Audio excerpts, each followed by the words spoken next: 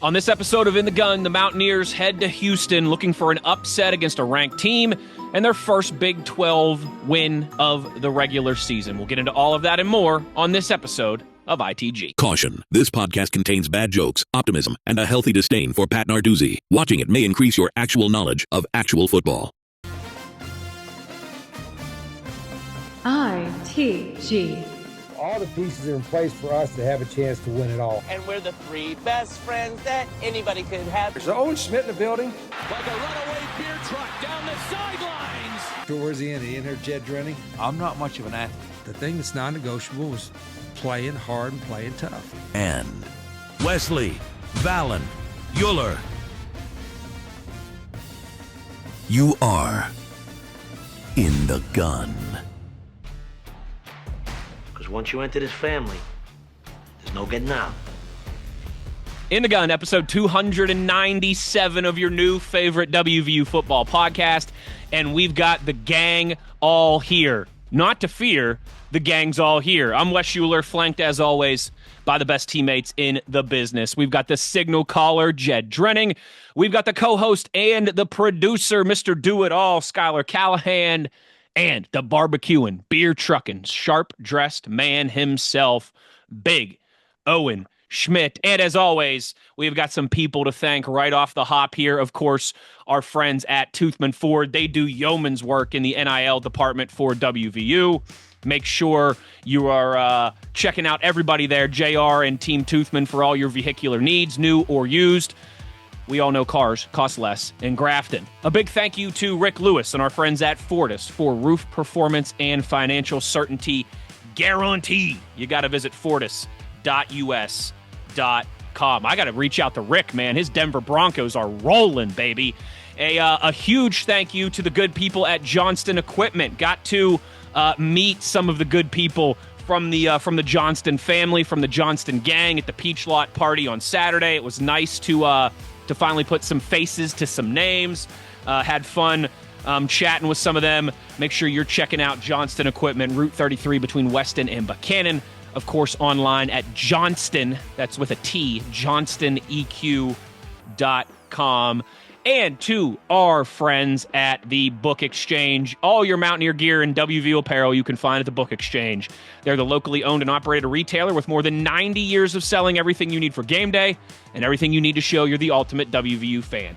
Shop at their two locations, downtown Morgantown, or of course Evansdale on Pattison Drive, right in front of Towers there. Or you can always shop online at bookexchangewv.com. And whether you're in store or online, make sure you're using that promo code INTHEGUN20 for 20% off on the fellas here at your new favorite WVU football podcast. Guys, I mentioned got to meet some of the great people from Johnston EQ. That was awesome at the tailgate on Saturday. I also wanted to give a shout out to two other people, Jim Plaza and George Ann. Two other people that I met that came and hung out with us and had a ton of good things to say. And some of you regulars that have been there all season, Logan and Nate and some of you other people, I appreciate you too. But a shout out to some of the new friends that we made on Saturday there in the Peach Lot. I unfortunately will not be at the Colorado game. Some of our crew will still be throwing down there if anybody wants to roll by, but we will have one last big banger for the Texas Tech game, Thanksgiving weekend, for everybody that is there. So big thanks to everybody that came out to the Peach Lot as always. I tell you what, football team might be on a losing streak, but in the Peach Lot, all we do is win and have a good time and eat some delicious food and drink some beers together. And it's always a lot of fun. Gentlemen, we've got the four of us on here. This is exciting. I'm pumped to it's been a while since we've had the full crew on here, the full Mount Rushmore of ITG hosts here on this episode. And you know what? We're going to get to our 1965 throwback helmet in just a minute. But you know what? Before we do that, I just wanted to go around campus real quick. And Schuyler, you could correct me if I'm wrong, but exhibition game in the books for both the men's and the women's basketball teams. Their season's getting started next week. I believe it's the women on Monday and the men on Tuesday with their first, regular season games, if you will. But a big shout out to Mark Kellogg here and what he's done with that women's basketball. Oh, geez, Louise. And Ross Hodge, don't call him Hoge. And what we're all, I tell you what, most programs, fourth different head coach in 4 years, they would be in the gutter, but not the Mountaineer basketball program. Hodge got the boys rolling. And Schuyler, I'm sure, much like myself, you're excited to get another basketball season tipped off in Morgantown. Oh yeah, Mountaineers versus Mountaineers next week. Mount St. Mary's coming in to start things off, and I'm really intrigued with this year's team. I won't go too in depth with it because I know this is a football thing, but we've got a pretty interesting squad this year. I think there's a lot more scoring options offensively than what they had last year. Is really Javon Small or die, and that's not necessarily the case. So you have some scores. You've got a defense because Ross Hodge hangs his hat on that end of the floor. So it'll be interesting. I'm interested to see how they kind of all come together. We all know Mark Kellogg. I mean, we know how good he's been, but then you look at his record and you're like, holy moly, he's what 51-16 or whatever it is, in his couple of years at WVU. So it's going to be a lot of fun. Sure is. Looking forward to it. That ball at Woodburn that they did, Owen Jed. Yeah. I don't know if you guys saw that, but the men's and women's back. Dude, how cool was that, Big O? Didn't that look awesome? Yeah, I thought that was like AI straight up. I was like, dude, how the hell did they pull this off? That's pretty cool. And it was almost too crowded. Like I asked Tony Saturday, I said, was that as cool as it looked online? I mean, every video angle I saw that just looked like the coolest thing ever. He said it was pretty sweet. And it's just going to get bigger. I mean, this is something we need to do every year. It's going to grow. It's going to it has this old school feel to it, with this new age environment, with all those things set those things sitting outside, and then the barricades, the fans were just pushed up against it. It almost had a McAfee show vibe going, Yeah. But I think it's going to be a heck of a tradition. Maybe they ought to do some Oklahoma drills over there before fall camp. Bad idea.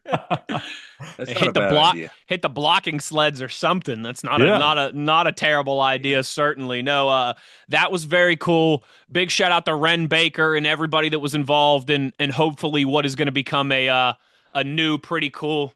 I got like a spider crawling down from my ceiling here. A new pretty cool Halloween tradition. Time. That's right. Halloween spooky. Well, maybe we should have all like dressed up here on the show. No, that's okay. We're all dressed. We're all dressed as downtrodden WVU fans today here on the program. Heyo.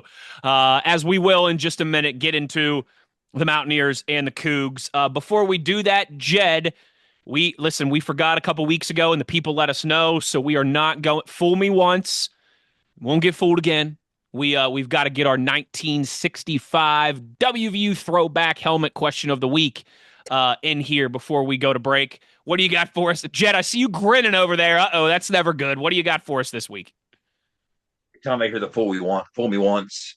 I think of George Bush in Tennessee when he That's exactly what I was saying in Texas. We got an old saying in Texas. But we can't get fooled again. We can't get fooled again. Yeah, can't get fooled again. What I'm saying is we can't get fooled again. But I wish I could find a way to work old Jack's Halloween scene setter into the question, but what we're going to do is go with this. This is pretty simple. I'm just looking for 3 answers, which will be 3 numbers. Going into last week's game against TCU, West Virginia only had 2 players with a touchdown reception, and that was, of course, Cam Bond and Grayson Barnes. Somebody was asking me, are we going to have more than that for the year? Well, we got our 3rd against TCU and Jeff Weimer. And a heck of a play it was. Great throw, great catch. So now we have 3. So the 1965 throwback question, answered 3 times with 3 separate comments. How many players will West Virginia end the season with having a touchdown catch? Will it stay at 3? And not grow any further? That's fine too. That can be an answer. Will it go to 4? Will it go to 6? Whatever you think it might be, pick 3 answers, 3 numbers, and give us your guess. And I'll ask you guys to give me your guess as well. And the listeners / viewers can agree, disagree. But yeah, just make sure it's 3 separate comments. That way it enhances your chances for the drawing with the helmet once we do that, the throwback helmet. What do you guys think? Who wants to start? There you go. How many, huh? How many, huh? Different players. I don't even need to know who. How many players are going to end up? Different players. Right now we have 3 different players. By the end of the season, how many different players will have a touchdown catch? I'm going to say 6 total, so 3 more on top of that. Ooh. I like it. Ambitious. Scotty Fox, ambitious, I guess, or for a team that throws no more than we do, right? But we threw the ball 41 times against TCU. Is that a harbinger of things to come? I don't know. But part of that was stitched of necessity with the frustrations in the run game. Schuyler, what are you thinking? I'm going to go 5. I think one of them is going to happen this week. I think one of the tight ends will get one because we saw all 3 of them make plays last week. So I think they're going to start to get that involved. So I'll go 5. One of the tight ends gets it, and let's go Justin Smith-Brown with the other. Wes? I was thinking 5 as well, too. Justin Smith-Brown feels like he's got one in the books here, and got like we got to get something for Rodney Gallagher, right? I mean, got to, absolutely got to. I mean, he has made some plays certainly, but yeah, let's get Big Rodney in the end zone on a reception. So I'll go with 5 as well too. 2 guesses. So once again, in the comments section of this show on YouTube. So if you're listening on one of the audio platforms, just jump to YouTube to give yourself a chance to answer 3 different times for the drawing. That's all we ask. So we're at 3 now. Let's see how high we can grow that thing by the end of the year. Maybe this is a trend where the offense it's more fun when Cam Vaughn's obviously involved. And if we can get some to provide some level of balance with a little bit of a pass game, see where this thing can go. But one step at a time. Let's try and build on what happened last week in the pass game, I should say. Yeah, absolutely. There was some light at the end of the tunnel on Saturday. I think the first time in a couple weeks we could say that. Hopefully that's something the Mountaineers are going to build upon as they head down to Houston. I mean, don't look now, a ranked Houston Cougs team. I don't think many people saw that coming at the beginning of this year, playing some good ball. We will talk Mountaineers and Cougs when we return on the other side. You are in the gun. For nearly 20 years, Fortis has been the nation's leader in providing guaranteed roof performance programs for commercial buildings. Fortis offers roof performance solutions that feature extensive initial and ongoing reconditioning for commercial buildings as an alternative to traditional replacement, with long-term performance guarantees that are backed by global leader Lloyd's of London. Fortis offers a comprehensive range of roof performance management programs that provide financial security, extend the life of our customers' roofs, and make a significant impact on ROI. Fortis is currently improving performance and increasing ROI for customers at more than 4,800 locations, with more than 140 million square feet protected, including many Fortune 500 companies that have turned to Fortis to save money, gain financial certainty, and extend the life of their existing roofs. Fortis has helped customers save more than $520 million in capital roof replacement costs for an average ROI of over 250%. To learn more, visit fortis.us.com. Fortis, roof performance and financial certainty guaranteed. Nobody supports the blue and gold Mountaineers like Toothman Ford. With over 20 NIL deals and counting, Toothman Ford continues to rally behind our student athletes. And it's time we rally and support the dealer that supports the Mountaineers. Not only does Toothman Ford offer the best prices in the state on pre-owned, their never over MSRP campaign on new Fords guaranteed to save you thousands. Drive with pride all season long, knowing you're supporting the dealer that fuels our Mountaineers. Toothman Ford, where cars cost less, in Grafton and at toothmanford.com. You're listening to Mountaineer Football Talk. ITG. When the sun's just rising and the work won't wait, you need the equipment that works just as hard as you do. Johnson Equipment delivers power, performance, and reliability day in, day out. Whether you're plowing fields, hauling loads, or planting the future, our tractors are built to take it and then some. Strong, reliable, ready. 0% financing available for up to 84 months on select models. Johnson Equipment, farming made easy. Get all your Mountaineer gear in WVU apparel at the Book Exchange. They're the locally owned and operated retailer with more than 90 years of selling everything you need for game day and everything else you need to show you're the ultimate WVU fan. Shop at their 2 locations at downtown Morgantown or Evansdale on Pattison Drive, or online at bookexchangewv.com.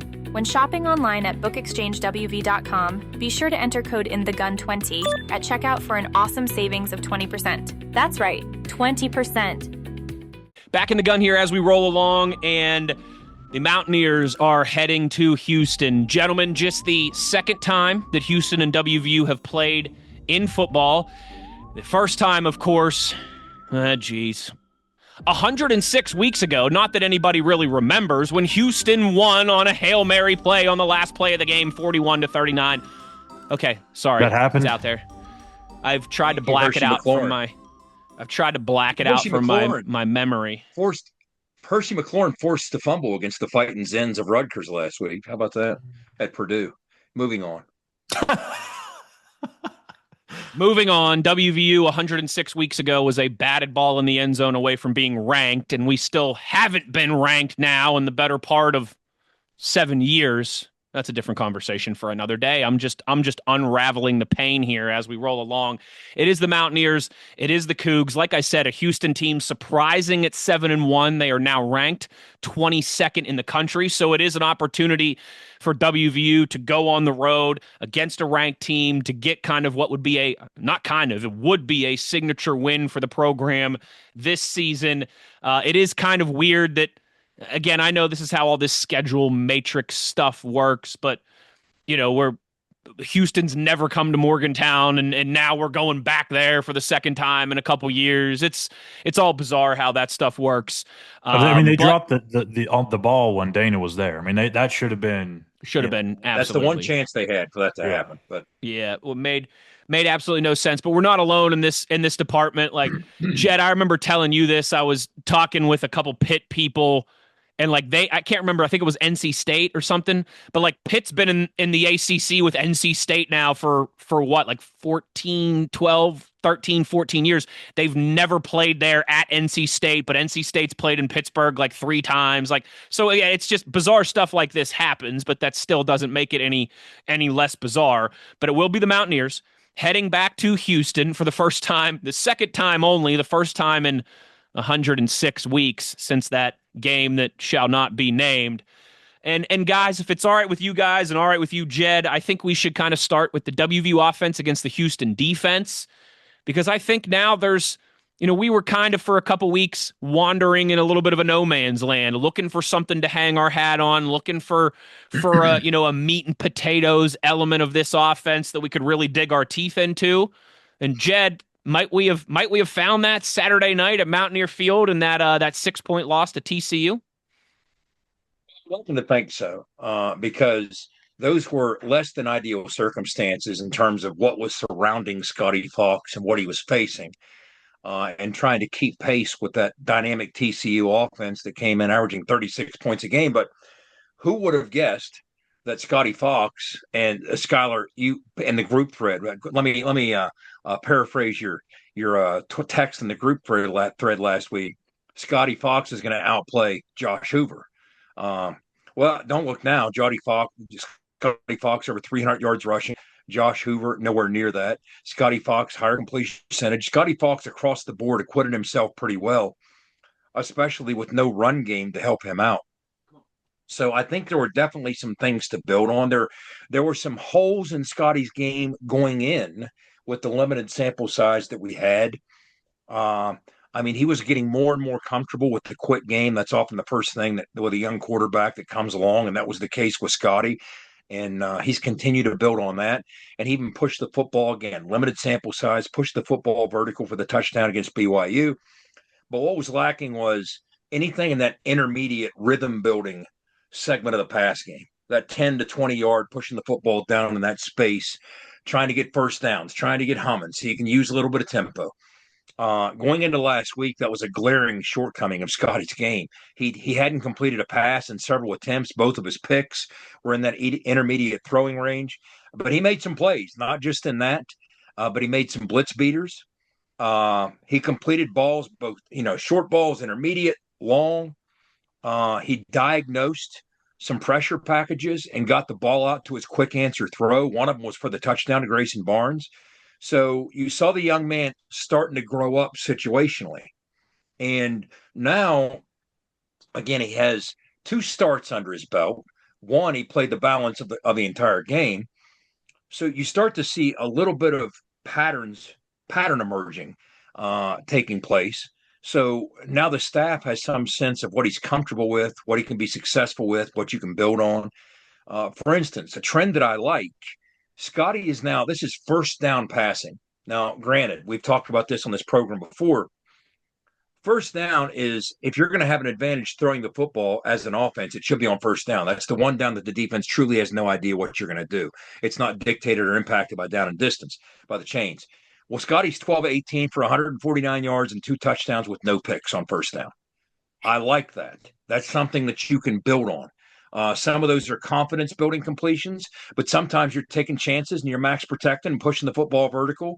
The one that we almost hit at UCF is the one that stands out. First play of the game, when he broke contain and we double moved that corner and actually had it. I thought it was going to be a 75-yard touchdown.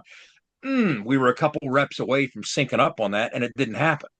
But I definitely think Scotty did enough against TCU to give him some confidence, and that's one of the steps that you have to take. We wanted to see him throw the football away. I said that's one of the growing pains you have to go through as a young quarterback. And we saw that. I mean, there were a couple times he hit the peanut vendor to the 10th throw with the football, live to fight another day. You're playing behind an offensive line with limitations that has shortcomings. Be prepared to do that. You have to understand you're not going to win the game on every snap. It's not like high school. You can't just stiff arm that defensive tackle that breaks through B gap and then shove off and break contain and off you go. These guys are bigger, they're faster, they're quicker. The gaps close, the space closes faster. He's starting to learn that. The only way to learn that is rep that out. But let's start with that, and then I'll jump to some of what we're going to see with the Houston defense. But guys, I liked what Scotty did. I didn't like the imbalance of no running game. Now, again, we're still striving to, in the absence of Jaheim White, in the absence of Ty Edwards, find a running game from the backs. Because really the only running game we've had to speak of since Ty Edwards' injury has been the quarterback run game. We need something to build on outside of that. And now we've shown a spark in the pass game. This offense, we talked about this in the recap, Wes, it's flat out better when Cam Vaughn is involved. He's the best player we have on offense. This is a better, more exciting offense. He plays the game in an infectious way that excites those around him, and it makes others better. So if we continue to tap into that and feed Cam Vaughn and throw the football, but find some way to build on it with a running game that includes our backs, now we might be working towards something. That's my thoughts with the West Virginia offense, and then we'll kind of, like I said, segue into the Houston Cougs defense. Well, you talked about the lack of a run game, and I know I'm just going to go and throw it out there anyways. I'm really curious to see about this whole Curtis Jones situation. I was kind of shocked when he said that earlier this week on his radio show, but not entirely. I mean, he said they're going to, kind of teach him 3 or 4 plays, but I mean, with Rich Rod, you have no idea what you're going to get, right? You think kind of going into it, you might get 2 or 3 carries. I mean, shit. I mean, it wouldn't surprise me if he had 15. Like, just completely just – The funny thing. Yeah. Before the UCF game, Rich had talked to us about that the night before the game. We just didn't know if the situation was going to arise. Yeah. He said, look, the possibility exists that we tap into the defensive side and use Curtis in some short yardage scenarios if the situation dictates. Now, some of the situations did arise. So this has been in the planning for a handful of weeks, and it kind of just was unleashed publicly this week. But he wasn't comfortable with the reps that Curtis had taken from a live standpoint, and that's one of the things they wanted to change. But to your point, you don't know what that can lead to. Yeah, I mean, and we're not talking about a kid that's never played a position before. I mean, he ran for 1,700 yards, 27 touchdowns at Cabell Middle. I mean, he was a 2-time first-team All-State kid, so he's definitely not foreign to the position. He can do it. But back to Scotty, the one thing I'm looking for in this game is how he handles third downs. And I thought last week was okay. I don't know the numbers and what they converted last week, but Houston – They can mix it up pretty good. Against Arizona State, they showed a lot of pressure, and sometimes they back off, dropping the coverage, some simulated pressures. Sometimes whenever they look like they were just going to be straight up in coverage, they'd bring a corner blitz off the edge. Like, they really mixed it up, and I think confused Sam Levitt a few times. So you got to imagine that's probably what they're going to do on those 3rd and 3, 3rd and 4 situations with the true freshman back there, quarterback. So how does Scotty pick that stuff up and know when it's coming, when it's not? That's the thing that I'm going to be watching for on Saturday. Man, I'm just hoping our O-line comes to play, man. I hope, and you guys have already talked about it. Run game's got to get going in order to help that young buck behind center. And if we can even just get something going, you know what I mean? Just get something going. Eat up a little bit when we need it. That's all we can do. Maybe get the tight ends a little more involved in the run game. Who knows? Who knows what Rich will pull out? But I really like the idea that he's thinking of, just swapping. I mean, we've been devastated at the running back position, all year. I mean, we've lost basically everybody. So change up might be nice. You know what I mean? Mm-hmm. Certainly could be. Certainly could be. All right, Jed. So with the kind of stage set there, what do we need to know about the Houston defense? New coordinator, but it's not the disruption that you might think. What played out was this is actually the coordinator that served time at Tulane with head coach Willie Fritz. Young guy, Austin Armstrong, they were kind of forced into this situation because Sheil Wood, their coordinator from last year, who did a great job, was poached by Texas Tech. Texas Tech wasn't just out, stealing players with all the money. They were out stealing coordinators. So they liked what they saw out of Houston's defense, and who wouldn't? That's something that Phil Steele raved about for a reason on a consistent basis last year. Well, here comes Texas Tech. Now Sheil Wood is off to Lubbock. So in comes Austin Armstrong, who has a history with Willie Fritz. Young guy. There's a Zach Alley vibe to him in the sense that he's 31 years old, but he's already coached under the likes of Kirby Smart, Dan Lanning at Oregon. Ron Roberts is a name you often hear associated with those sim pressures from Baylor and Dave Aranda. He goes way back with Dave Aranda. Well, he spent some time with Ron Roberts as well, so there's that influence. But a lot of diverse looks. They'll bounce in and out of even and odd fronts on the same possession, utilizing interesting personnel to do so. We'll talk about they're pretty beefy on the interior, and those guys do a good job of providing quite a wall in that run game that really helps them out. But one of the things that stands out to me, guys, is when you look at, again, we talk about quality drives, and we've identified what that metric is defined as on this show before. Any drive that includes either a big touchdown, a long touchdown, or a drive that reaches a point where you can get a first down inside the opponent's 40. So offensively, you want those kind of drives that impact either scoring or field position. Defensively, you want to prevent those kind of drives. Well, one of the concerns is West Virginia has struggled mightily to achieve those types of drives offensively. We rank 127th in the country in that metric. Only 28% of our drives are considered quality drives. Here's the even more concerning part. Houston defensively has been very disruptive and does a good job of keep getting you off the field before you establish that kind of continuity. They're 17th in the country, holding teams to less than 32% of drives or quality drives. So, and part of that is, yes, their combined success on 3rd and 4th down. He throws different looks at you. That's something, even when he was at Florida for a couple years as the coordinator, if you go back and watch the Florida tape, he got very creative on 3rd down. I mean, when you think of the SEC, to some extent, you think they're great athletes. There's going to be a lot of man-free cover one and just, lean on their athleticism. But there's also some coaching and some creativity. And that's what was playing out with him on some of those 3rd down calls. The coaching and creativity is what you saw. And when you look at his 3rd down construct, first of all, he's not at large a high-pressure oriented team. Plays a lot of too high safety, a too high shell. Matter of fact, just about more than anybody in the country. He likes 2 parked high as safety nets to dictate everything that's going to unfold underneath. And that doesn't change on 3rd down. But despite that, he does try and ratchet up the pressure a little more on 3rd down. I think his blitz rate's 28, 29% on 3rd down, but he still stays by and large in those too high looks. But what you'll see him do If he gets you way behind the chains, if it's 3rd and 12, 3rd and 14, 3rd and 15, that's when he'll bring a true 6-man pressure.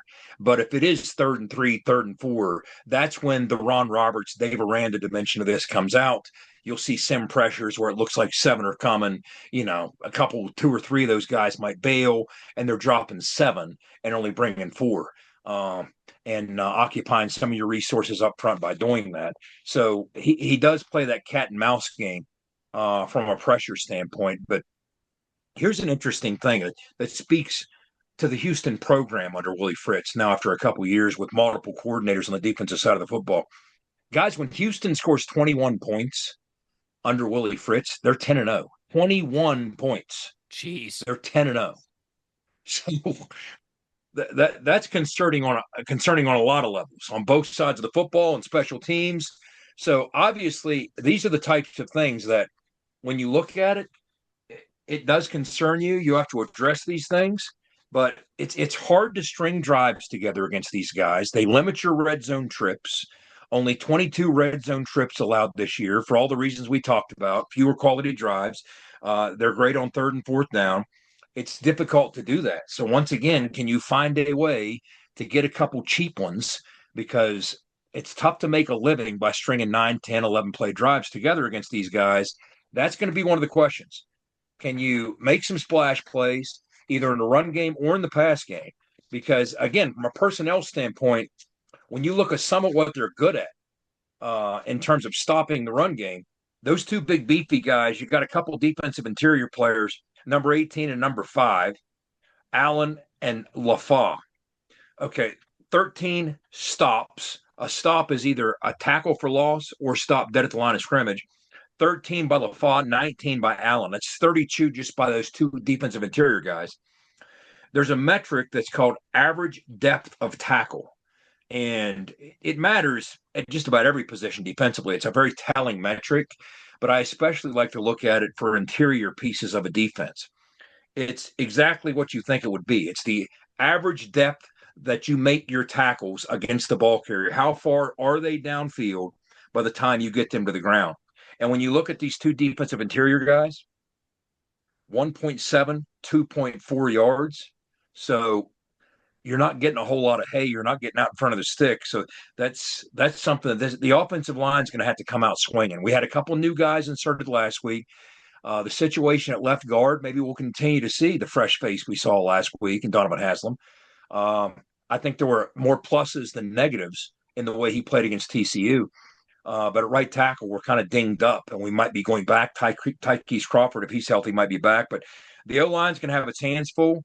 Guys, it's not a flawless defense, but it's a very talented defense with different skill sets across not just their front 7, but their defense at large. You had an edge guy in Walls, number 90. He's high motor. He'll run through holds. Even when you get a hold of his jersey, you'll still see him keep going. He did that a couple times against Arizona State. He had 3 sacks last week against the Sun Devils.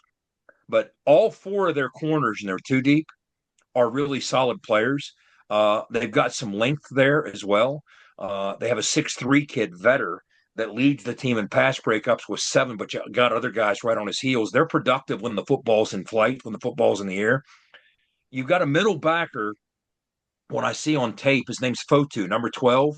He's their Mike backer. He's incredibly active. He'll make plays sideline to sideline. He's actually a Utah transfer, and that's not surprising when you watch him on tape. He plays like a Utah linebacker, but we talked about their pressure elements, guys, especially even if it's second and long, that's when they might dial up a true pressure look as opposed to a sim any quarter, less with new. But these are the types of things that we're dealing with. Yeah, and Jed too. When you mentioned Walls, I just happened to notice he's tied for second on the team in pass deflections with 5. So that tells you how active he is.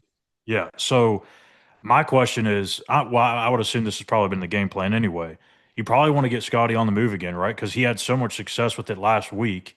But you also want to get him out, make things a little easier so hands aren't flying up into throwing lanes, right? There's merit to that. And the interesting thing, when you break down the TCU game, part of that was by design. There's limitations to putting a quarterback on the perimeter. Yes, it simplifies his reads, It reduces that down, but it also reduces the the field field and the space. The spacing changes. But that's definitely going to be an element that you want to push. At the same time, when you break down the TCU game, some of those were actually Scotty just being off script and balling. I mean, they were actually pocket protections, and he saw the perimeter breach, and he took it to buy himself some extra time, get an extra beat, and make the throw. So it was a combination of both those things. But I don't mind the idea with his athleticism and skill set, either by design or off design, getting him on the perimeter to make it a little easier because those reads are going to be simplified. But yeah, those hands in the air. I mean, any defense that's going to face a lot of quick game, and we use a lot of quick game. I mean, our quarterbacks are getting it out too. It helps a young quarterback from a protection standpoint. But they're trained and conditioned to get their hands in the air and impact things. So yeah, that's absolutely true, Schuyler. Well, don't love that 21 point stat. Was it 20 or 21? It was 21, right, Jed? 21. They're 10-0. Yeah. I'm not a huge fan of that one, I tell you. That's a tough, although I would say they're due. Like. Yep. The one part of that though is they're due. I mean, I'm just saying. That's true. Well, I'll give you one more for closing you won't like, but then I'll give you one on the Houston side that'll make you feel a little better when we get to their offense. West Virginia per PFF has the second lowest run blocking grade in the country.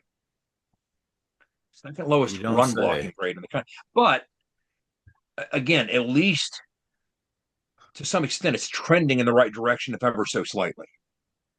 I did see some things from a body moving standpoint last week, and it's strange to say when you run for 40 yards, but that maybe we could build on. Donovan Haslam comes to mind. He's a big man with power and strength. He's not the ultimate technician. He's young, so that stands to reason. His technique needs to improve. But boy, when he gets on the move, he brings it.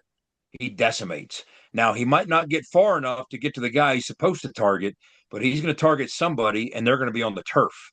When he gets to the second level, somebody's going down. So remember that, Wes, because I'm going to come back with a Houston metric that'll make you feel better. West Virginia, second worst in the country from a run blocking grade, but again, that's the season at large. Yes, it is. And this has certainly been a hodgepodge of a season for the Mountaineers. I think it's safe to say. Before we spin that block, Jed, any other details, any other personnel that you want to cover? I think we've talked about it. We're going to talk about some more specific personnel on the offensive side of the football. But again, when you're looking at what they do defensively, it's creative. They've got athletes in the right spaces. They've got some high-end tacklers, but also some guys I think you can kind of make miss in space, even on their back end. They got one linebacker on the second level that he's a playmaker, and sometimes he's almost too aggressive.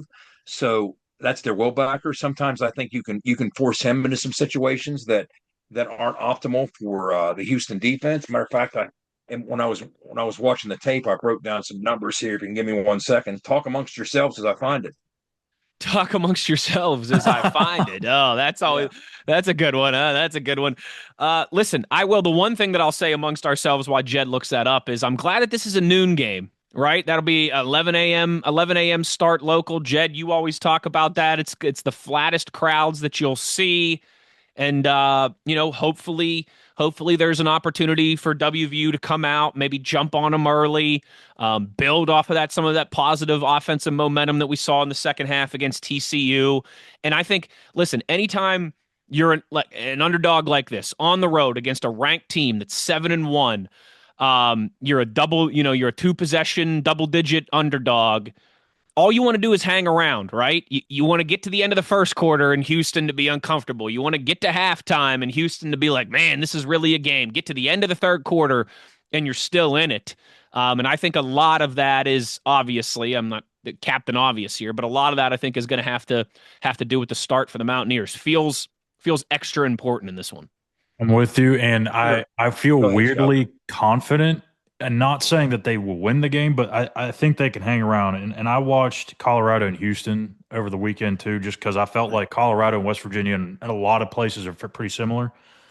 Guys, what's this? I don't know if you can see. What's that score right there at halftime? 16-14. 16-14. Yep.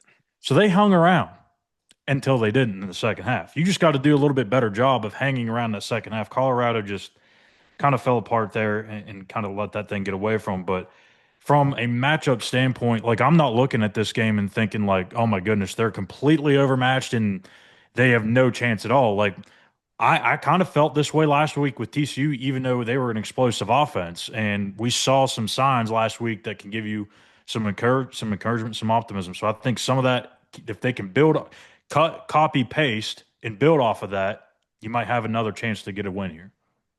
Merit to that. And the two I wanted to mention, I think they're very aggressive players, and sometimes to their detriment.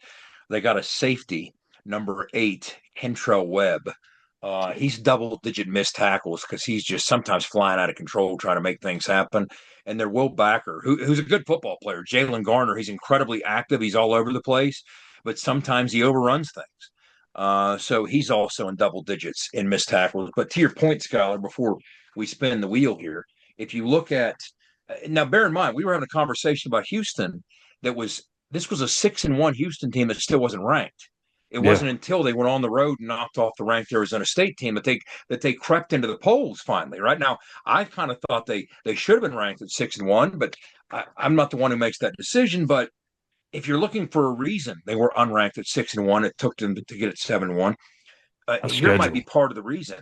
If you look at PFF's strength of schedule, that's something that they run throughout the course of the season based on the outcomes each week. Houston's strength of schedule was ranked 80th. So, yes, they're 7-1, and I'm never going to indict anybody for winning 7 out of 8 games, but that's against the 80th ranked schedule. West Virginia's, if you're curious, is 14th, their strength of schedule. So, yeah, I mean, and they beat a pair of 1-7 teams. They beat Arizona State last week, which you'll give them, but Sam Leavitt was a little banged up. They also beat Colorado. So it's happening oftentimes. Some of these teams that might have some flaws, might be imperfect, might not be as complete. If they make the most of an opportunistic schedule, they don't make the schedule. They just go out and play the games, right? If they make the most of this schedule that falls in their favor, at some point they start believing. And the next thing you know, that becomes reality. That swagger becomes real. And now you're able to go into the desert against a ranked Arizona State team and say what you want about them. That's a really good Arizona State team. Just knocked off Texas Tech the week before. You start believing enough that it becomes real and it gains actual purchase. So you're no longer overrated. You're just rated. And I kind of think that's where Houston is. And you might think that there's some risk of hangover after such an epic road win as last week against a ranked team like that. But Willie Fritz is pretty buttoned up as a head coach. He's all about the right things. I mean, I'll put you like this. I'll be surprised. I hope there is, because it will be a very natural thing to happen. After a win like that, you're 7-1, you're finally in the polls, everybody's loving on you. It would be natural to have a bit of a hangover after that kind of win. But I'll be mildly surprised if Willie Fritz lets that happen.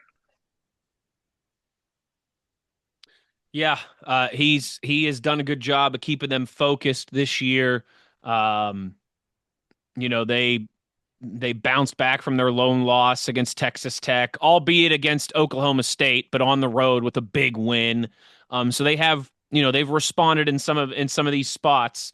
But I also think too, like you are correct in saying, Jed, that eventually you're 7-1, you're ranked, you get that swagger, you get that belief. It doesn't matter, who you've beaten, anything like that. But I do think the other side of that is, again, for a team that it feels like has had everything going in their way, you frustrate them out of the gate. You frustrate them over the first 30 minutes, and they're kind of looking around and they're like, we haven't been in this scenario too often. I mean, their last 2 games, have been 1-possession wins.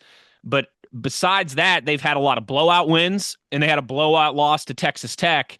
So hopefully, just hang around. make them hopefully tense up a little bit. And this isn't as easy as we thought it was going to be. And all we've heard is how bad this WVU team is and all those different things. And again, not to mention, as you rightly have kind of alluded to a couple of times, Jed, like it's a different WVU team every week. I mean, this might be the most continuity we've kind of had from a week to week since week 1 RMU to week 2 Ohio. I mean, there's been so much change on a week to week basis. Hopefully some stability for us now goes a long way in that department as well. True hole when you look at Houston's defense. In other words, there's no glaring, gaping weakness. I mean, when you watch them on tape, they're pretty good at just about everything a solid defense should be pretty good at. And the numbers bear that out. They're not going to blow you away in most areas, but they're very solid in most areas. I mean, look at it. Overall defense, 6th in the Big 12. So toward the top. Pass defense, 7th in the Big 12, top half. Rush defense, 4th. They're getting pretty salty there in that area. Scoring defense, 5th.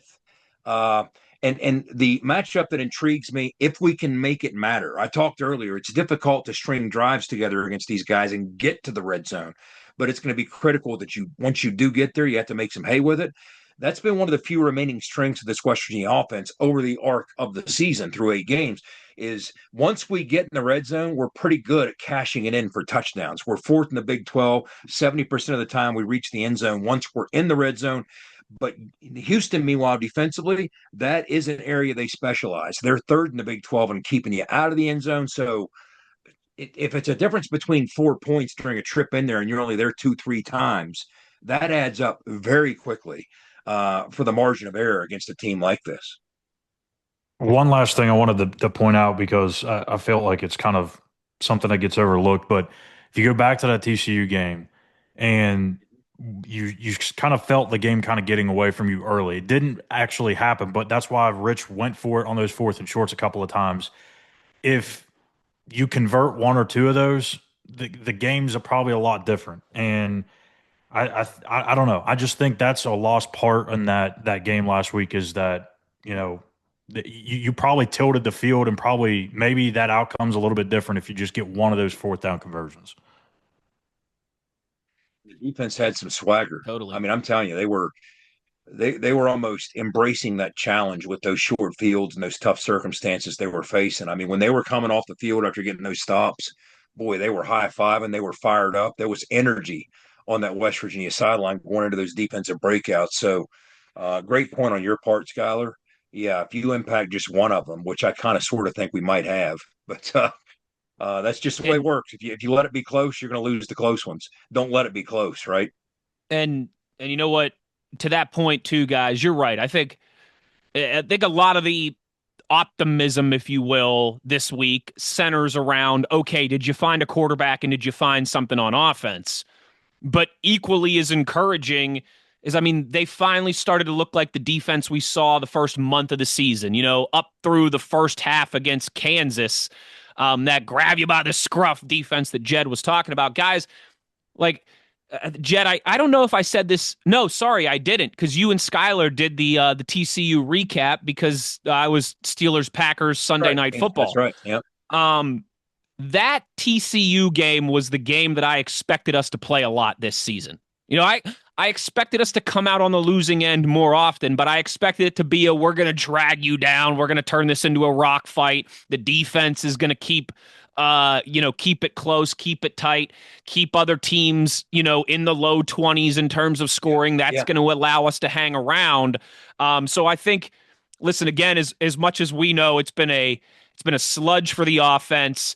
I think some of that certainly permeated the defense the last couple of weeks, with you just asking them to be on the field so much and do a lot. Not only did it feel like maybe you found a quarterback and some momentum on offense, hopefully not lost here is that maybe that defense got its swagger and some confidence back as well too. I agree with that. And that is, if we were going to have some measure of success this year, you felt early on and often that it would have to look like it did through non-conference play. It would have to be West Virginia's defense dragging people into the deep end and kind of uncharacteristically holding them below their season scoring average like they did against TCU. It didn't happen in the first 4 weeks of league play. That was the frustrating part. But if we can finish with some element of that, maybe we're talking about what there might be on the offensive side to build on. Maybe plugging a couple different guys here and there into what you see up front offensively, a reignition of Cam Vaughn on the perimeter, Scotty Fox potentially doing some things to quarterback spot. If that's the narrative on the offense, you're exactly right, Wes. The narrative on the defensive side might be, can we return to that type of football? We were once again, as we described them how many times early in the season, they grabbed them by the collar defense. Because let me tell you, we weren't grabbing Kansas by the collar. We weren't grabbing Utah by the collar. We lost that part of our defense. So once again against TCU, we were grabbing them by the collar. Every time they tried to do something to separate, the defense said, hey, wait right here. We're trying to figure this out, and we're going to make this interesting. So great point. Absolutely. And so you want to transition there, Jed? You want to talk about this Mountaineer defense against this Cougs offense? I do. And I think you have to start with Houston. We talked about the Houston defense not blowing you away, just being a consistent, solid unit, a very efficient unit across the board.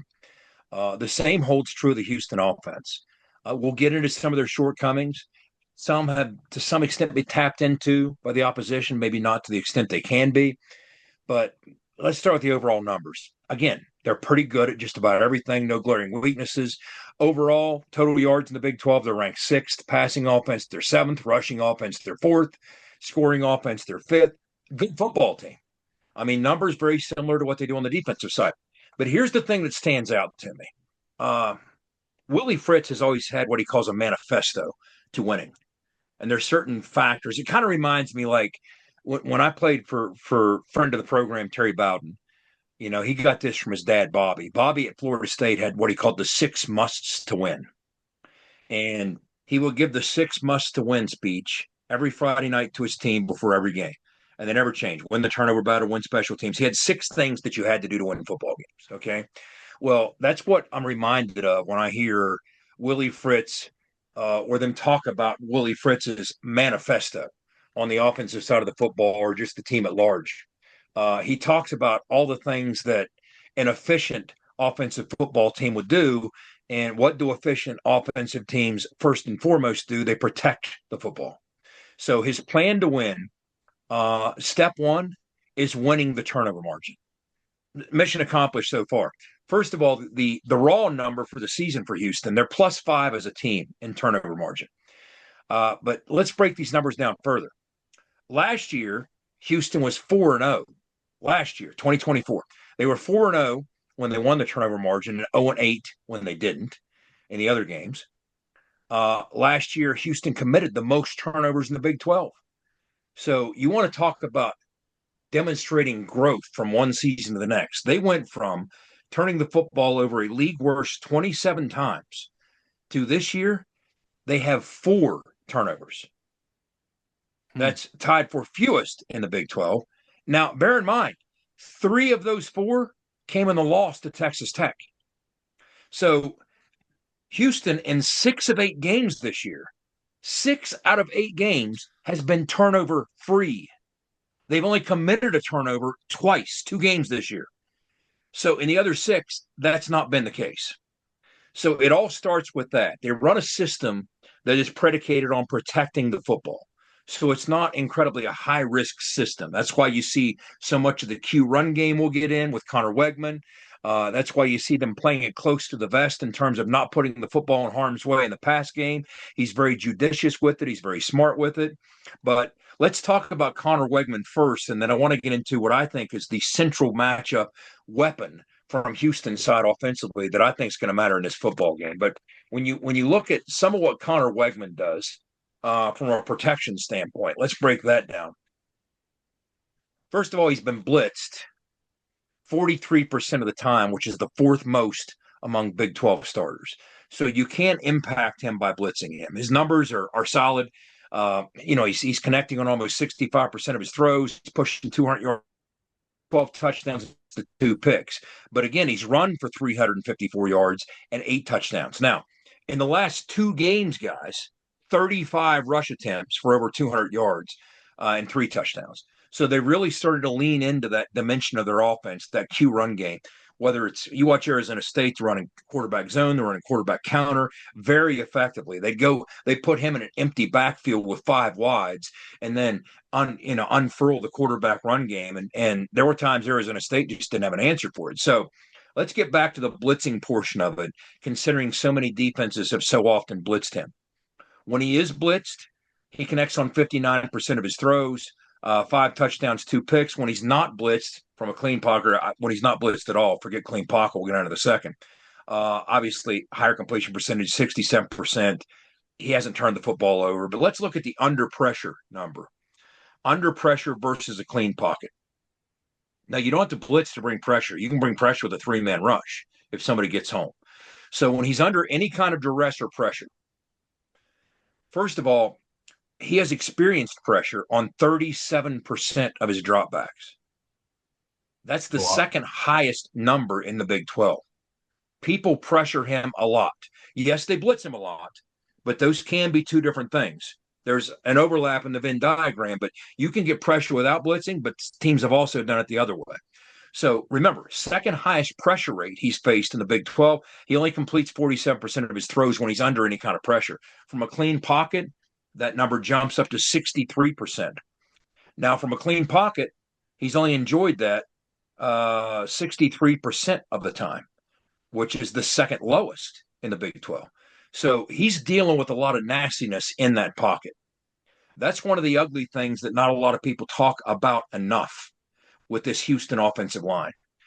Just because it hasn't been an overwhelming ton of sacks, there have been sacks, but the pressure numbers come in other forms that impact plays we talk about, quarterback knockdowns, quarterback hurries.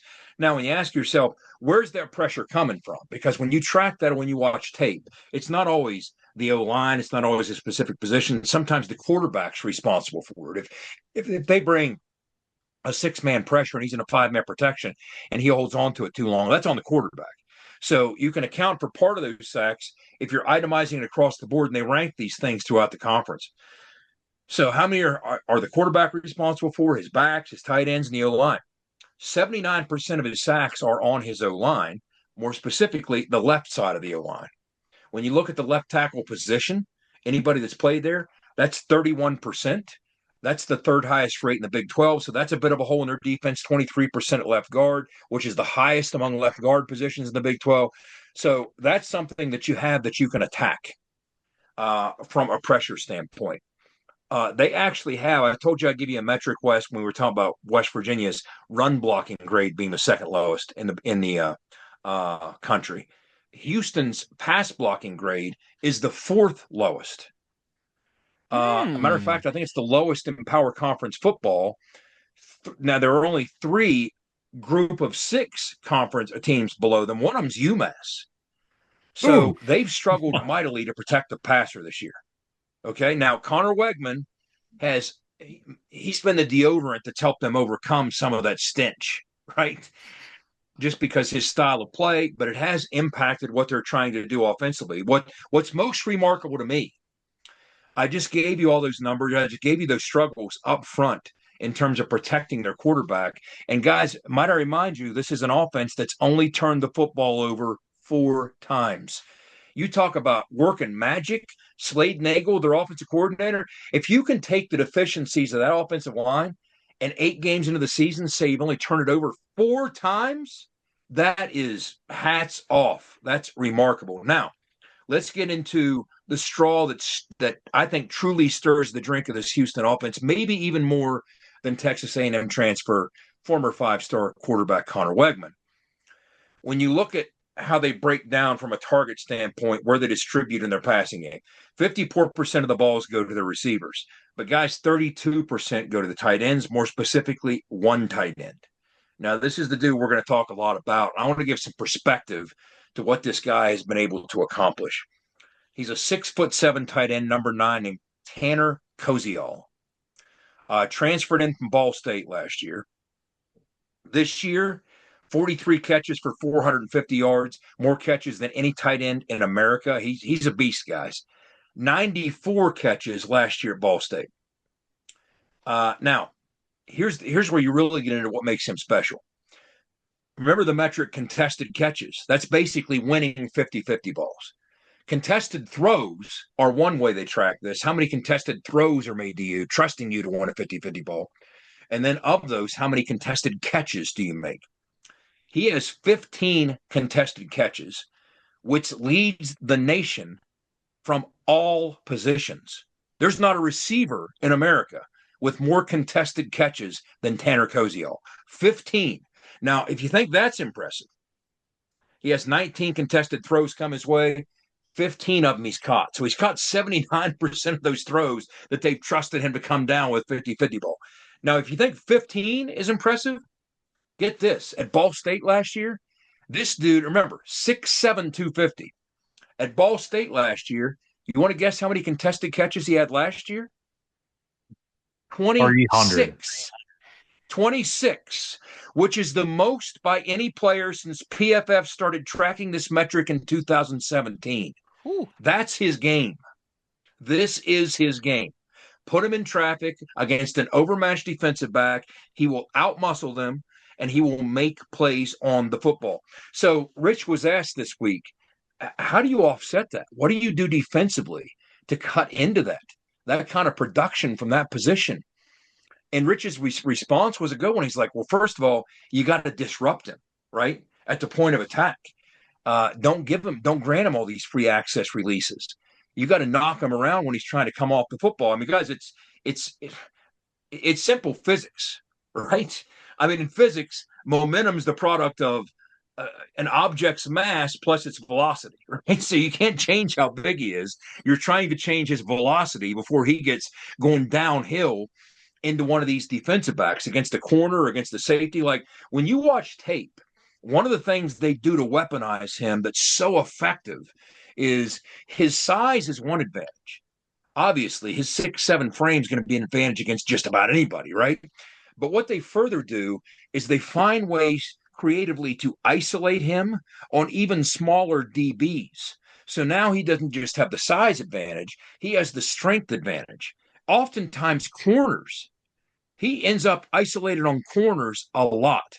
So if you're going to try and disrupt him, that's obviously has to be a critical part of what you do.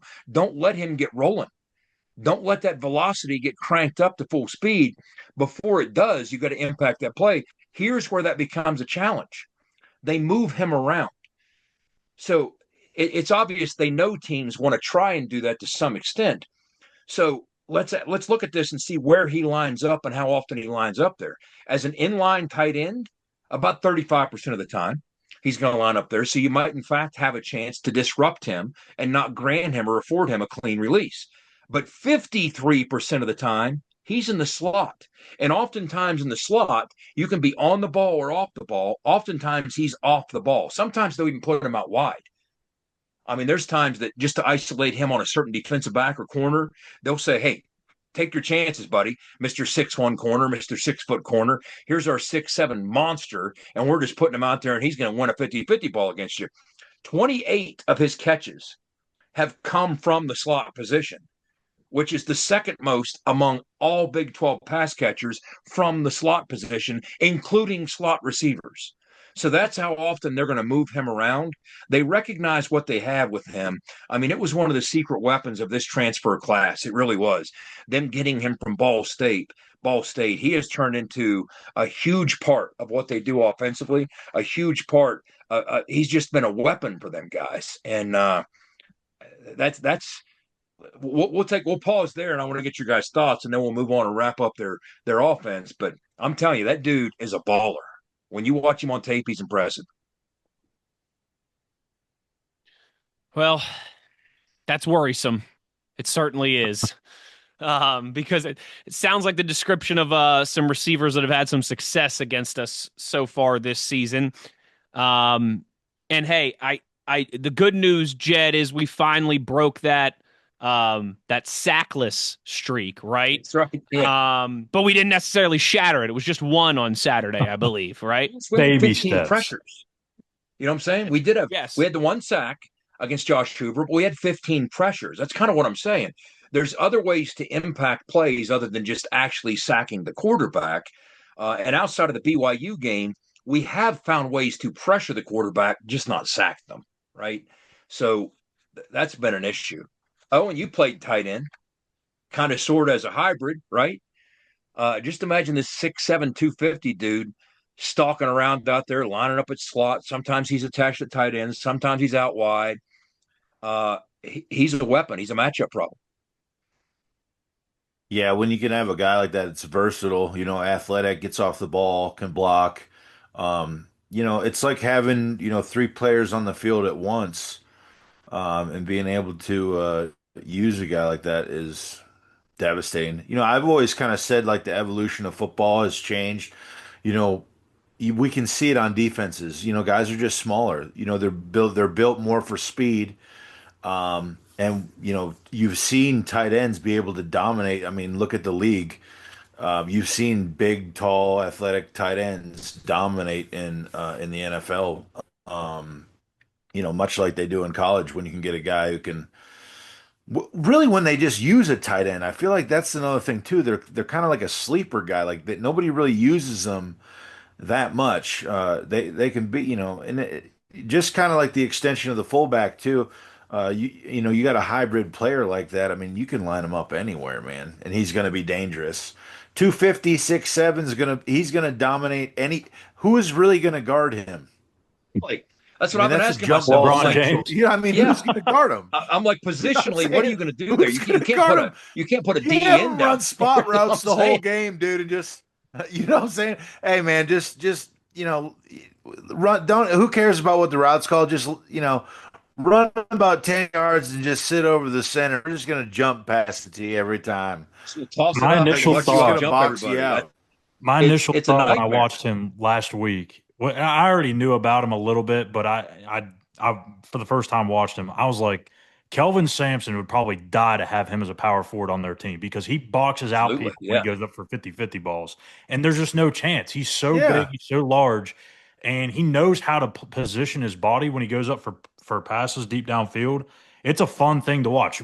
Won't be this weekend, but it's definitely impressive. And also too, Jed, I wanted to note on your offensive line, that O-line is extremely leaky. The left tackle alone, Abaselli, 24 pressures, 15 hurries, 2 sacks. Not good. Wait, Wes, or Schuyler, those 24 pressures are the most allowed in the Big 12. Yeah. So there you go. So you got real quick is do we know if he's playing this weekend? I didn't hear what he said. Jamori? The one that if he practices well enough. If he practices well enough, yeah. Is he playing? He had a personal thing. Is that what was going on? He wasn't giving max effort. He had a personal thing and missed some time last week. Okay. And the other thing I wanted to throw out there too, I found really interesting. I think part of the reason why they've been able to keep good protection of the football is they run it 61% of the time. And when they do throw it, they don't throw it deep downfield. 45.5% of their attempts are underneath the sticks. When Wegman throws it more than 10 yards down the field, he's only completing 43%. So if he's throwing it downfield more often than not, it's going to fall on the ground. So I think they're smart in those decisions. That's a great point, Schuyler. And here's something else about their O-line. Even when they're running the ball, which they've had some success in doing, even when they're running the ball, they have to overcome initial contact. Not just Connor Wegman, who's hit the line a lot. Now, first of all, let's establish that, trust me when I say, so are Scotty Fox and our guys. When you want to see who's ranked toward the top of the Big 12 and at the hit line metric, yeah, our guys are up there too. But when you look at their run game, Connor Wegman's hit at the line of scrimmage a lot. So those are opportunities for initial tackles if you get hashed to the football. He's a big, strong dude, and he shakes you loose. And he's twitchier than you think for a guy that size. But you do have some opportunities to penetrate and breach their line and have a shot at taking him down right there initially. And even their running back, Dean Connors, number 44, he's hit at the line. He's been hit at the line 57 times. That's the most in the Big 12. So you have opportunities at initial contact. If you play well and swell on the D-line, those second-level players getting downhill through those creases when they see daylight, your backers, if you get hatched to the football and tackle cleanly, you have opportunities to put them behind the sticks where they don't want to be.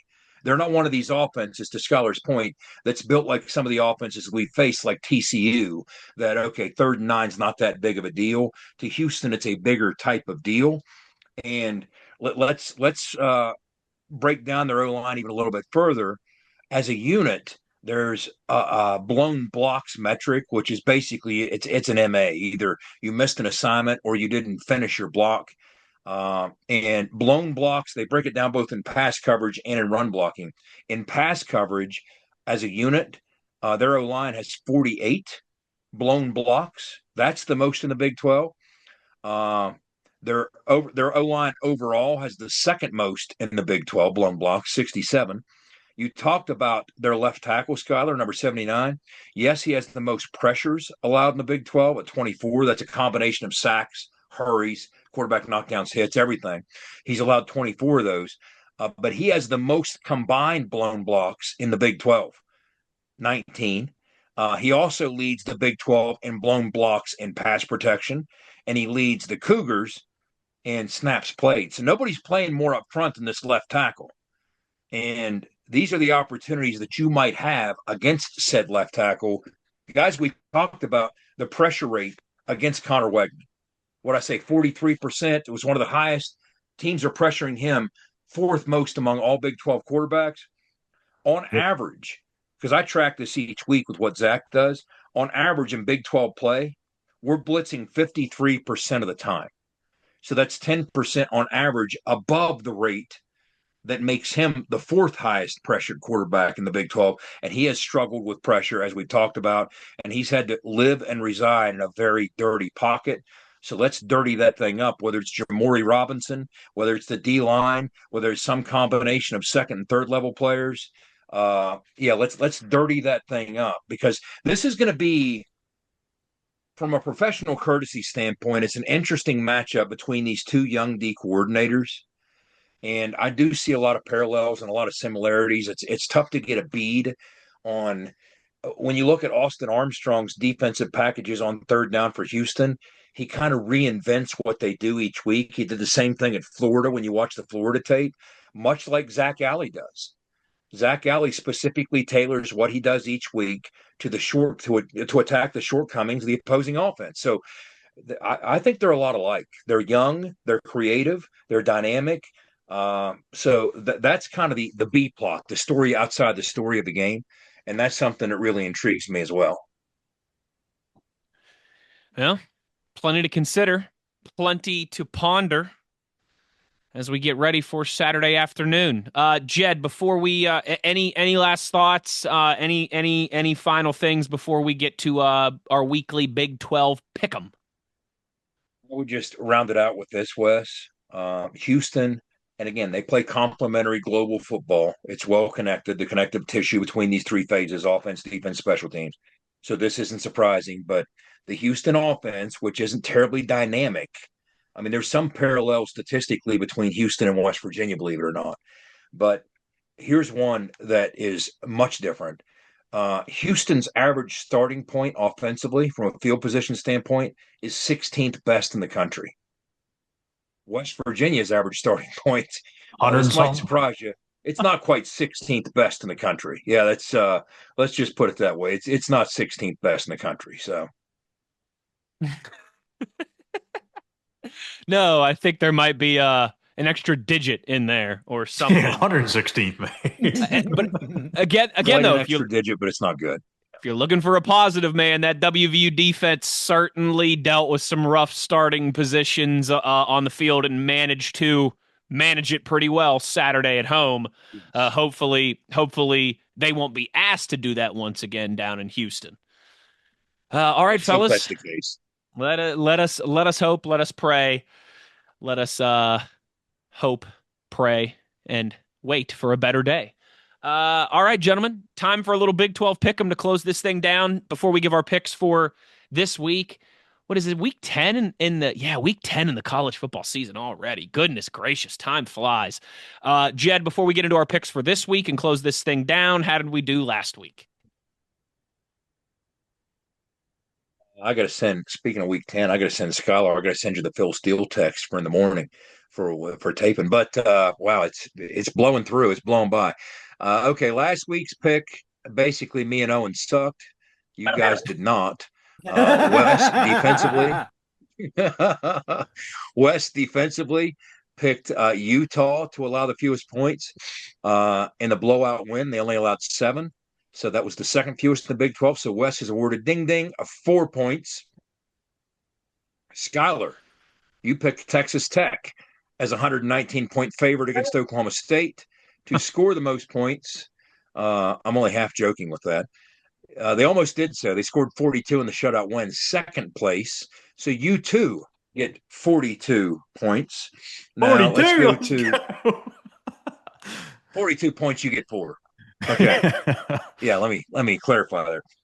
Let's go to viewers/listeners. Last week, beat Schuyler scoring offense. We had one person get it right and picked Utah. Shout out to Landon from North Carolina. Landon gets a lot of shout outs on it, right? Good job, Landon. Okay. Scoring defense. All right. Wow. Look at this. Here are those that got the scoring defense correct in the shutout win over Oklahoma State. Wow. Did somebody picked Oklahoma State as the scoring Whoa.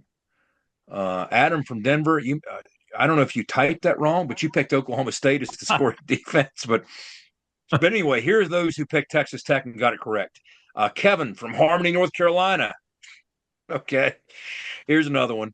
Pat Narduzzi from Hell. Okay. It looks like a pseudonym. Wait, hold on. How's that any different from the real? How's that any different from the real Pat Narduzzi? Right. I would say hats off, but Pat Narduzzi might grab my hat. That's right. Kevin. But okay. Also, Wendy. Shout out to Wendy from Statesville, North Carolina. Got Texas Tech right. Texas Tech. That is, yeah, also, that's close Jim, to Schuyler. Jim from Waverly got it right. Landon from North Carolina. Again, you got that one right as well. You got that and the offense. Okay, so, and then Eric from Ashton, West Virginia got it right. Rounding things out here. Okay, beat the beer truck. Who will rush for the most yards? It was, in fact, Utah in that blowout win. 422 yards for the U2. Boy, I'll tell you what. I don't know if I'd want them down the stretch. Jim from Waverly, I should say, got Utah correct. And then finally, beat the signal caller. Makes me feel a little better. Nobody got the passing offense correct. So that's how things went last week. So now we make this week's picks. Who wants to start?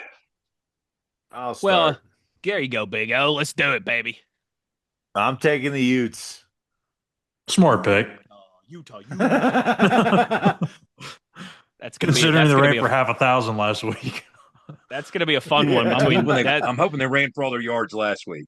That's going to be a fun one between them and Cincinnati. That's a real kind of separation Saturday type game right there, baby. That is. Any game day there? Say that again? Game day was there. I don't. Is it?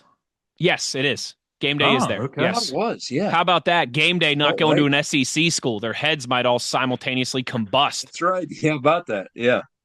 All right. Well, Jed, why don't you go next? We'll let the goose eggs from last week go first here. So why don't you go next, Jed? Okay. As tempting as it was, I was really going to lean into Noah Fafita on the road at Colorado. Just because at the first sign of any trouble in the run game, Arizona likes to throw it. But I went with Baylor last week, and they set the game back into the Stone Age. And I can't for a second believe that Jake Spavital is going to let that happen again. They had 117 yards passing, I think, last week, 137. Oh, how dare I? So I'm going to go with Baylor. That can't happen 2 weeks in a row, can it? I can't curse them twice in a row, can I? So I'm going with Baylor against UCF at home. Schuyler? It's too easy. Can I just keep taking the low-hanging fruit here? I'm going to go Kansas get-right game against Oklahoma State. And this is not that it matters because they suck anyway, but this was the 7th straight game for the Cowboys. So in a season where they just want to get it over with. Yeah, I think they might give up another 40 spot here. It's that game. Is it in Stillwater or is it in Lawrence? It is in Lawrence. Oh boy. Oh, Somebody needs to block Schuyler at some point. Yeah. At some point, we're just going to need to take Oklahoma State off the table. Oh gosh. And we're going to get comments in the Cowboys and from the Cowboys fans about, wait a minute, you're poking fun at another program right now in the Big 12, right? We should, no matter what happens at the end of this year, they should let WVU and Oklahoma State play. Okay, I mean, come on. For the first round pick. Winner overall, gets right? winner gets the first overall pick in the Big 12 expansion draft. Gentlemen, I'm going to give. I can usually pick Wes's pick. Let me see. Okay, while you're looking, Jed, pick. while you're Don't looking, let it change anything. While you're looking, let me Okay. just say this real quick because you mentioned Pat Narduzzi from hell there, and I wanted to make sure to mention this. A lot of reports right now that James Franklin is circling that Virginia Tech job, right? There's been some reports out of Blacksburg and Hokie Land that Makes they've got sense. they've got a verbal agreement. It could be announced next week. I'm just saying, is Jim Phillips the commissioner of the ACC, or am I confusing my conferences? Is it Jim Phillips? Bob? Yeah, it is Jim. Yeah. It's Jim Phillips. Jim, buddy. I don't know why I'm calling you buddy. I hate your conference, so I probably hate you too. But buddy, Jim, if James Franklin takes the Virginia Tech job, you need to make Pitt and Virginia Tech a protected rivalry. We need Narduzzi against Franklin in conference play every single year. Don't fumble this. You can even call it the Insufferable Bowl. I got a catchy name for you, the Insufferable. All right, we need Narduzzi, and I need this like I need oxygen to breathe. Please don't mess this up. Anyways, no matter what we lose, because one of them has to win. Not from your standpoint, though, because I just get to sit back and watch the Civil War here in Western Pennsylvania that would unfold. Before you go, speaking of things that commissioners need to do something about, we mentioned the Cincinnati-Utah game, right? Anybody notice what time that kicks? 10:15, 10:30 or something? 10:15. It's not quite the 10:30 we had, but it might as well be for another East Coast team. What are you doing to us East Coast teams? Yes, we're in a Southwestern Conference. I get it. But you have 13 non-East Coast teams to pick from for these 10 p.m. or later Eastern time starts. What are you doing? But, Wes, is there any doubt you're going to pick Kansas? Oh, there's doubt, Jed. Oh, no. The plot thickens. Okay. Dun, dun, Proceed. Okay. I mean, guys, this is real obvious. It's going to be Houston. I mean, if you watch WVU play, they can't move the ball. They can't score. Even last week, we're feeling so good about this team, right? The best that we've felt since the backyard brawl win. Oh, we're feeling great. Yeah, we scored 17 points. I mean, come on. Give me Houston. Obviously, they're going to shut out the Mountaineers. I'm just trying to get a first down. If you know, I'm going to say we're going to win on a Hail Mary. You know. We're going to win on a Hail Mary because Connor Wigman is going to throw a touchdown pass from the 50 with 10 seconds to go, and a B is going to get in his helmet. He's going to take it off, and there's going to be a 15-yard penalty. So it's going to put us in position for a quick throw and a Hail Mary win to walk off. No, the 50-yard field goal. That's where it's going to come in. 50-yard field goal. That's where it comes in. Okay. I would take a 2-0 win at this point. Just if it's 1-0. Just give me something, baby. If you're getting ready for the weekend, if maybe you're hosting this weekend, pulled pork, always a big crowd favorite. That's what Owen did this week on barbecuing with the beer truck. As somebody who had Owen brought a bunch of pulled pork to the opener against Robert Morris. If you were fortunate enough to be at the Peach Lot party, you know how good that pork butt is from Big O. And so a fun barbecuing with the beer truck. I think, Owen, right, if you're someone who's just getting it, like if you just bought a smoker recently, you're kind of, at that 101 level, like pulled pork is a great way to get your feet wet and get familiar. Yeah, it's almost impossible to mess up. And the recipe is super, 101. They're really easy. It's cheap too.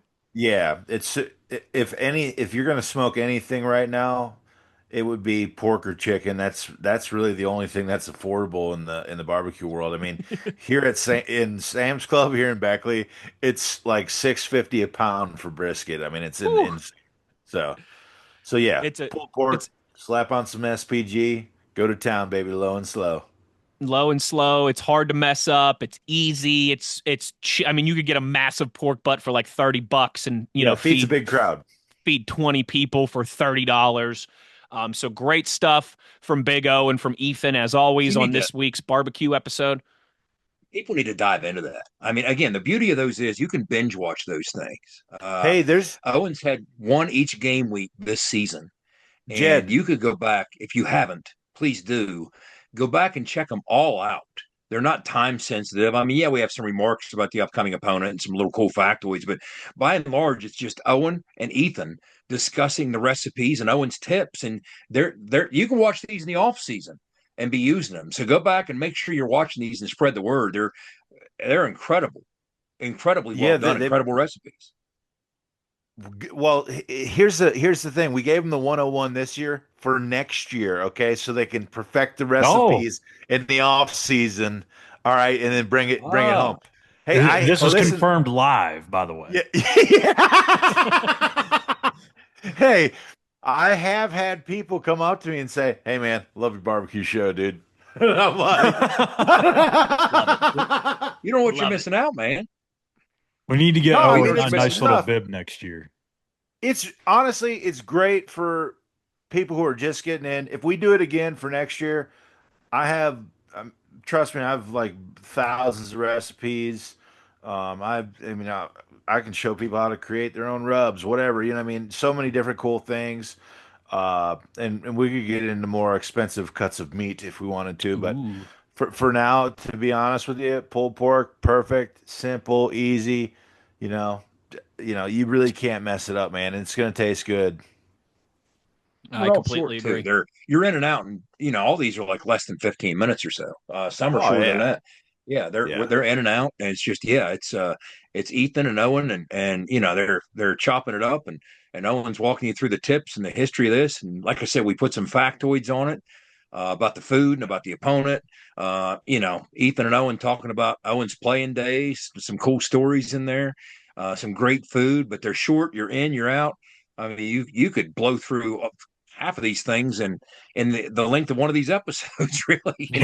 Oh, easy. You know what else is crazy too? Pork is probably the easiest, like zero prep time. You literally take it out of the package, throw the seasoning on it, and make sure your smoker's preheated, and then just set it and forget it, man. So hopefully 100%. You guys take advantage of it. I hope the people who have watched have taken advantage of some of them. Yeah, I know some people have commented like on the recipes as well that I've tried to like keep up with and BS with. So it's been cool to interact with a couple of the fans as well. Absolutely, really good absolutely. Maybe we'll have one last feast at the Texas Tech game in a couple weeks, but we got plenty of time to figure that out between now and then. Make sure you're checking out Barbecuing with the Beer Truck. Make sure you're checking out, of course, Phil Steele Friday. We're getting into the thick of it, folks. I mean, week 10 of the college football season. Heck, it's going to be November by the time the ball is kicked off in the air on Saturday. The road is narrowing, and there's a lot of big kind of separation-type games this weekend.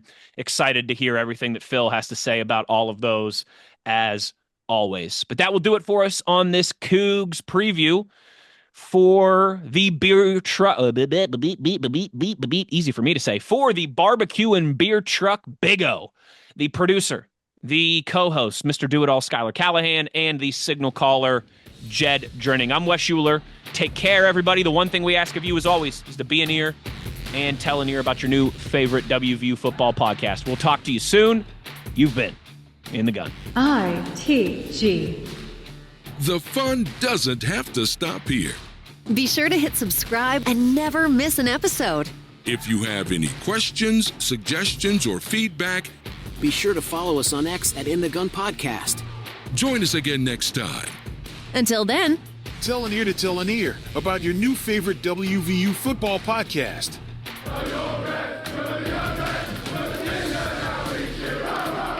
This mission is over. It's over.